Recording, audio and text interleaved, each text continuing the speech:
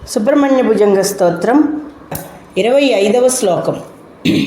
అపస్మారకుష్టక్షయార్స ప్రమేహ జ్వరోన్మాదగుల్మాది రోగా మహంతః పిశాచాచ్చ survey భవత్ప్రతిభూతిం విలోక్య క్షణాత్ తారకారే ద్రవంతే. ఓ తారకాసుర వైరి, తారకాసురుడనే రాక్షసుడిని నీ మాట చెప్పగానే అతనికి భయం, టెన్షను పట్టుకుంటూ ఉంటుంది కదా.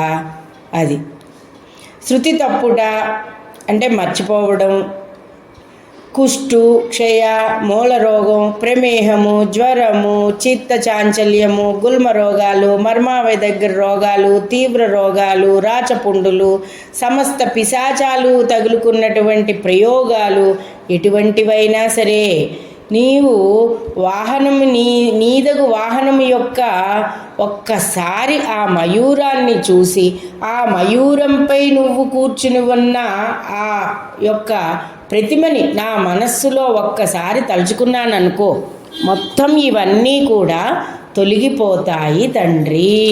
అంచేత ఇటువంటి పిల్లలకి జ్వరాలు వస్తున్నా, మనస్థిమితం లేకపోయినా, ఎటువంటి రోగాలు ఉన్నవారైనా సరే ఈ భుజంగ స్తోత్రాన్ని చదువుకోవడం, పానకం నివేదన పెట్టడం, ఈ భుజంగ స్తోత్రాన్ని 3 పూట్ల చదివిన వారికి ఇటువంటి రోగాలన్నీ కూడా నయమైపోతాయి.